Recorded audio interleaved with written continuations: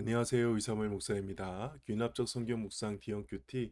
오늘은 요한일서 5장 14절에서 21절 죄로 넘어질 때마다 담대히 기도하라 라는 제목의 말씀으로 함께 묵상해 보겠습니다. 그를 향하여 우리가 가진 바 담대함이 이것이니 그의 뜻대로 무엇을 구하면 들으심이라. 우리가 무엇이든지 구하는 바를 들으시는 줄을 안즉 우리가 그에게 구한 그것을 얻은 줄을 또한 아느니라. 누구든지 형제가 사망에 이르지 아니하는 죄를 범하는 것을 보거든 구하라. 그리하면 사망에 이르지 아니하는 범죄자들을 위하여 그에게 생명을 주시리라. 사망에 이르는 죄가 있으니 이에 관하여 나는 구하라 하지 않노라. 모든 불의가 죄로 돼 사망에 이르지 아니하는 죄도 있도다. 하나님께로부터 난 자는 다 범죄하지 아니하는 줄을 우리가 아노라. 하나님께로부터 나신 자가 그를 지키심에 악한 자가 그를 만지지도 못하느니라. 또 아는 것은 우리는 하나님께 속하고 온 세상은 악한 자의 안에 처한 것이며 또 아는 것은 하나님의 아들이 이르러 우리에게 지각을 주사 우리로 참된 자를 알게 하신 것과 또한 우리가 참된 자 곧 그의 아들 예수 그리스도 안에 있는 것이니 그는 참 하나님이시요 영생이시라. 자녀들아 너희 자신을 지켜 우상에게서 멀리하라. 오늘 쉬운 성경으로 다시 한번 읽어보겠습니다. 우리는 아무런 의심 없이 하나님께 나아올 수 있습니다. 이것은 우리가 하나님께 무엇인가를 구할 때, 그리고 이것이 우리를 향한 하나님의 뜻에 맞을 때, 하나님께서 우리가 구하는 것에 깊은 관심을 가져주신다는 것을 뜻합니다. 하나님께서는 우리가 그분께 간구할 때마다 귀를 기울이고 계십니다. 그러므로 우리는 우리가 구한 모든 것들을 그분께서 주시리라는 것을 알 수 있습니다. 그리스도 안에서 어떤 형제가 죄 짓는 것을 보거든, 그리고 그 죄가 영원한 죽음에 이르게 할 만한 죄가 아니라면 그 사람을 위해 기도해야 할 것입니다. 그러면 하나님께서 그 형제를 살려주실 것입니다. 나는 지금 영원한 죽음까지는 이르지 않을 그런 죄를 지은 사람들에게 관해 이야기하는 것입니다. 죽을 만한 죄가 분명히 있습니다. 내가 말하는 것은 그런 죄를 위해서까지 기도하라는 것은 아닙니다. 잘못 행하는 것은 다 죄지만 영원한 죽음에 이르지 않는 죄도 있습니다. 하나님의 자녀가 된 사람은 계속해서 죄를 지을 수 없다는 것을 우리는 알고 있습니다. 하나님의 아들이 그를 지켜주심으로 악한 자도 그를 해칠 수 없습니다. 우리는 우리가 하나님께 속하였음을 분명히 알고 있지만 이 세상은 악한 자가 지배하고 있습니다. 하나님의 아들이 오셔서 우리에게 깨달을 수 있는 능력을 주셨기에 이제 우리는 진리이신 하나님을 알 수 있게 되었습니다. 우리의 생명은 참되신 하나님, 곧 그분의 아들 예수 그리스도 안에 있습니다. 그는 참 하나님이시며 영원한 생명이십니다. 그러므로 사랑하는 자녀 여러분, 우리 여러분 자신을 우상으로부터 멀리하도록 지키십시오. 자, 내용 관찰 보겠습니다. 1번. 요한은 하나님께 구하는 기도마다 응답받는 두 가지 비결로 무엇을 말합니까? 14절을 보면은 그의 뜻대로 구하면 들으실 거라고 얘기하고 있습니다. 이게 한 가지 비결로는 그의 뜻대로 구하는 것이겠는데 두 가지 비결이 뭔지를 잘 모르겠어요. 근데 쉬운 성경에 보니까 이것은 우리가 하나님께 무언가를 구할 때, 그리고 이것이 우리를 향한 하나님의 뜻에 맞을 때, 이렇게 두 가지로 얘기하는 걸로 봐서 첫 번째는 구하는 것 자체가 어떻게 보면 우리한테 응답받는 비결이죠. 구하지를 않으니까, 아예 구하려고 할 생각도 안 하니까, 기도 자체를 안 하니까 받지 못하는 경우가 있고요. 두 번째는 하나님의 뜻에 맞게 구했을 때 받습니다. 반대로 하나님의 뜻에 맞지 않게 구하면 받지 못하겠죠. 응답받는 비결의 두 가지로 일단 구해라. 그리고 하나님의 뜻에 맞게 구해라. 오늘 그렇게 말씀한다고 볼 수 있겠습니다. 근데 이거는 응답받는 비결이라기보다 다른 종교와 다르게, 다른 모든 종교들과는 틀리게 성경이 가르치는 기도의 어떤 중요한 원리, 우리 그리스도인들만이 할 수 있는 어떤 기도의 특징을 말하는 거죠. 내가 원하는 것을 하나님께 구하는 개념이 아니고 하나님의 뜻과 내 뜻이 맞춰져 가는 것이 기도입니다. 이게 우리가 해야 되는 기도인 거죠. 내용 관찰 2번입니다. 요한은 하나님의 자녀들에 대해 무엇을 안다고 말합니까? 18절부터 20절까지 아는 게 참 많이 나와요. 첫 번째, 범죄하지 아니하는 줄 알고요. 두 번째는 하나님께 속하고, 우리는 하나님께 속했지만 세상은 악한 자들에게 처한 것이라는 것을 알고요. 또 우리에게 지각을 주사 참된 자를 알게 하신 것은 하나님의 아들 예수님이라는 것. 그리고 그분은 참 하나님이요 영생이라는 것을 압니다. 그러니까 결국 다 정리를 해보면 하나님의 자녀들의 신분, 그 정체성에 대해서 분명히 알기 때문에 이 세상에서 쉽게 죄를 지을 수 없는 존재가 바로 하나님의 자녀들이라는 겁니다. 이 악한 세상에서, 이 사단이 지배하고 있는 세상에서, 물론 일시적인 지배죠. 그 지배하는 세상 속에서 죄와 싸우며 살 수밖에 없는 어떤 그리스도인의 숙명, 그 정체성을 이야기합니다.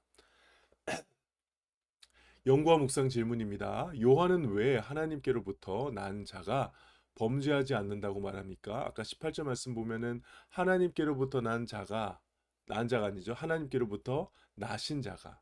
그러니까는 앞에 나와 있는 하나님께로부터 난 자는 이제 거듭난 우리를 말하는 거고요. 하나님께로부터 나신 자, 이거는 다른 의미로 예수님, 그러니까 하나님의 독생자이신 예수님이 그를 지켜주시기 때문에 악한 자가 그를 만지지도 못한다. 결국 궁극적으로 주님이 구해 주신다는 거죠. 사실 이렇게 말씀만 보면은 좀 이렇게 질문을 던지게 되어 있습니다. 그러면 나는 하나님이, 우리 주님이, 예수님이 지켜주지 않으셔서 범죄하고 있는 것인가? 라는 이 질문. 사실 우리가 신앙생활 하면서 신앙생활이 좀 이렇게 시간이 흐르면서 여전히 변하지 않는 모습을 놓고, 죄를 짓는 모습을 놓고 하나님 앞에서 또 기도하며 고민하는 문제지 않습니까?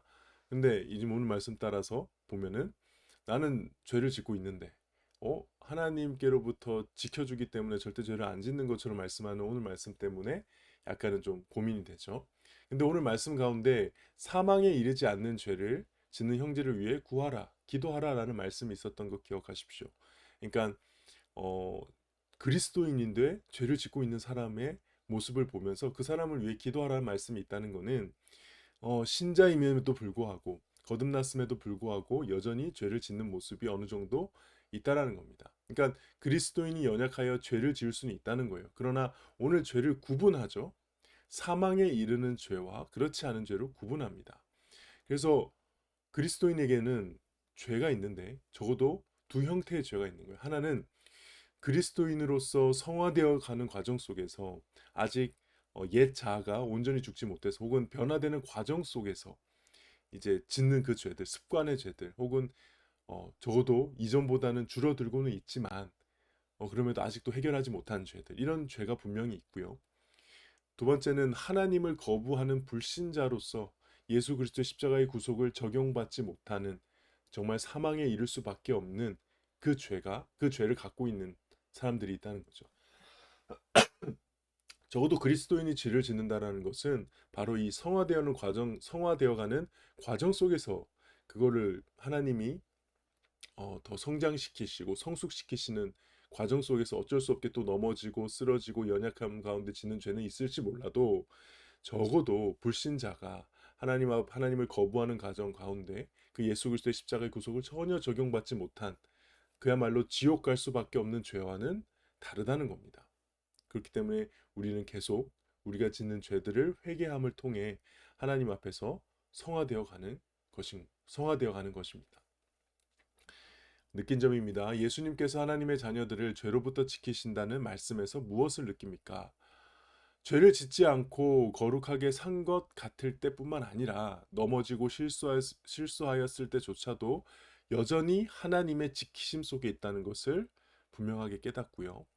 그다음에 하나님께서는 나의 실패를 절대 그대로 두지 않으시는 분이시다.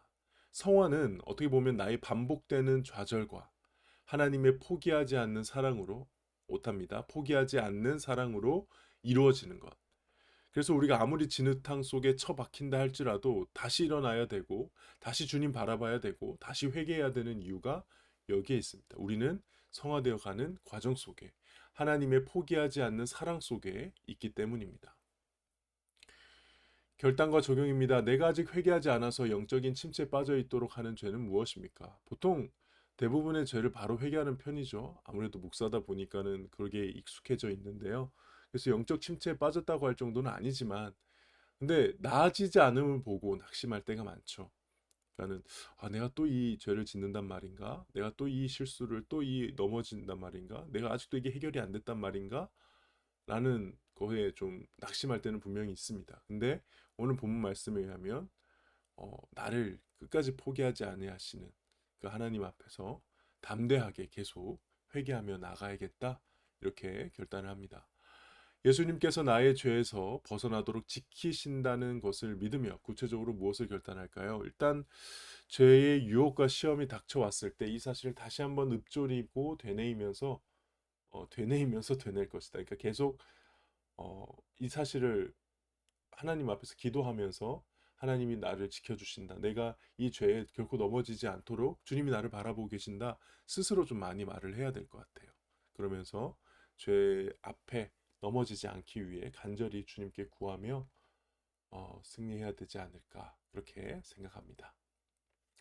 네, 오늘도 말씀을 붙들며 또 한 주의 시작을 주님 안의 은혜 가운데서 하기를 소원합니다. 기도하겠습니다.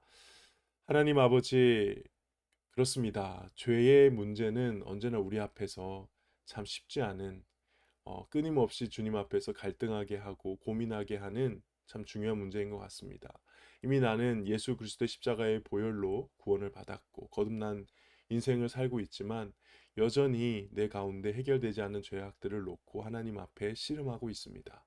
주님, 이 죄와 싸우기를 피 흘리며 싸울 수 있는 용기와 믿음을 주옵시고 마침내 나를 거룩하게 순결하게 성화시키실 그 하나님을 바라보며 하나님을 구하며 주님 앞에 살아가는 저희들 될 수 있도록 주님 인도하여 주시옵소서.